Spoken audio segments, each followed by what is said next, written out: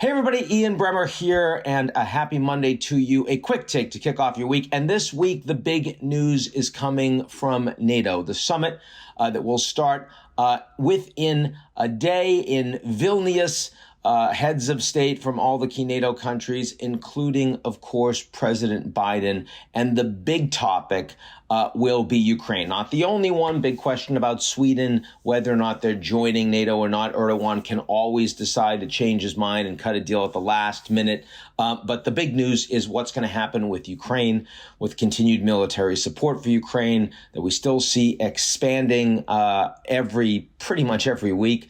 And also both in terms of the amount and also the types of armaments, and I'll get into that in a moment, and also as to where we stand on NATO membership and a pathway to that for Ukraine itself.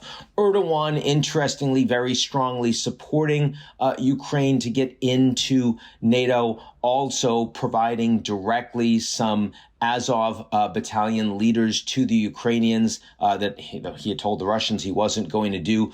This is a couple of indicators, and there are many, that the grain deal between the U.S., between the Ukrainians, the West, and the Russians is not going to get extended in another week's time. Erdogan was critical to that deal. That relationship with Russia is getting more brittle by the day.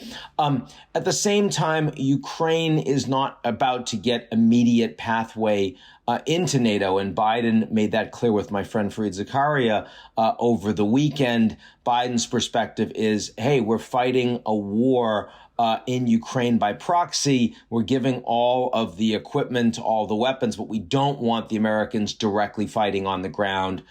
Don't want a no-fly zone with, American fighter pilots defending Ukraine directly. That would both risk a direct war with the Russians, essentially World War III is what we're talking about, and it's also just unacceptable. The Americans and other NATO allies don't want their own troops directly in harm's way. They're happy to fight a proxy war. They're not happy to fight directly. But that is not a unified position, by the way. The Polish government, the Balts, the Finns, now a part of NATO, increasingly willing to say, yes, we should be giving Ukraine membership now, and doesn't mean we have to deploy Article 5. Everybody knows we're not going to be fighting directly, but they need that security umbrella going forward. It's the only way that we can guarantee that the Russians won't invade again. And by the way, Macron, who in the early days, the French president of the war, thought that was entirely too provocative, has flipped his view, and now, in terms of NATO, is aligned with the Poles and the Balts, which is very interesting, while the Americans, I think, are still closer to the German position. Be that as it may, there's an enormous amount of support that the West is providing to Ukraine militarily. The U.S. is leading it, and I think what we are moving towards are multilateral guarantees. In other words, that NATO collectively would be prepared to provide commitments to Ukraine that going forward they will continue to ensure that Ukrainian troops are trained, are equipped, intelligence is provided. In other words, that there are treaty obligations to Ukraine to help them defend themselves very effectively, that prevents the Russians from believing they get another bite of that apple, that they can wait NATO out, and that eventually Russia will be able to accomplish militarily what they've not been able to accomplish in the first 500 plus days of this war. The other big thing that's being debated are the cluster munitions that are now going to be provided by the United States. They are a signatory, not a signatory, of the ban of cluster munitions. And these things are banned because they are so brutally dangerous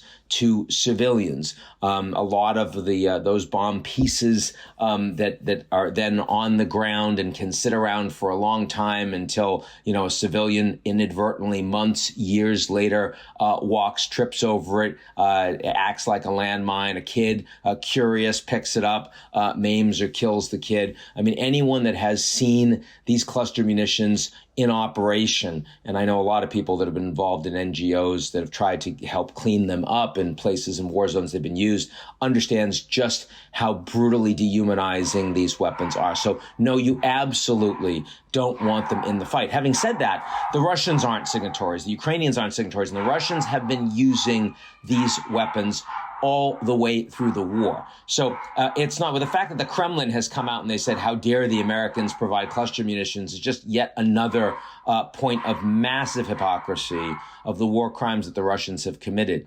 Now, I understand why Biden is doing this.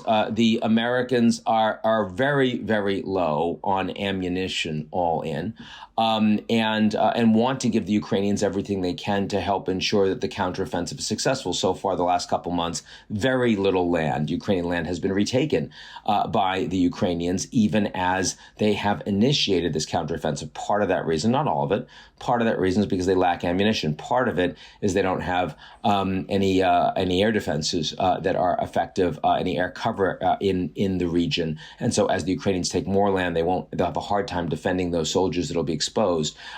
But be that as it may, there is a question that the Ukrainians are not in the same position as NATO. The Biden administration is saying we're going to defend Ukraine as long as it takes, that the Ukrainians are in charge of these negotiations.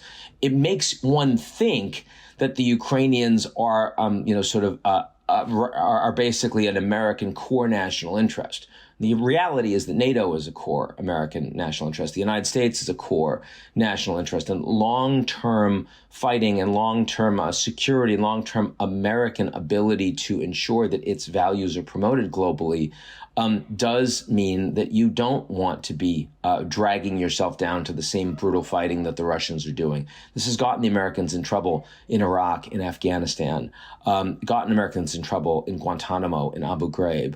And so if I were Biden, would I approve these weapon systems for the Ukrainians? It'd be very hard.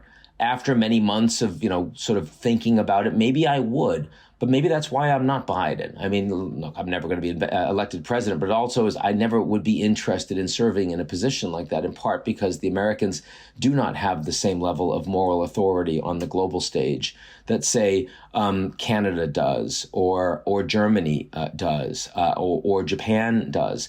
Let's keep in mind, Japan and Germany, we're talking about countries that were involved in fighting World War II in actually being the initiators of World War II, with massive brutality, but also systems that recognized that what they did was fundamentally inhumane and brutal and needed to be never repeated, and therefore the institutions had to grow and learn and become more morally accountable to their own people and globally. And I fear that the United States does not have that level of lesson taking from so many of its mistakes over the past several generations, from Vietnam and from some of the others that I've just mentioned. And in that regard, even as it makes it harder for the Ukrainians to take additional territory in the counteroffensive, I would be a no on these cluster munitions. But I think it's a good place to debate, and I'm more than happy to have that debate publicly over the coming weeks and months. That's it for me. I hope everyone's doing well, and I'll talk to you all real soon.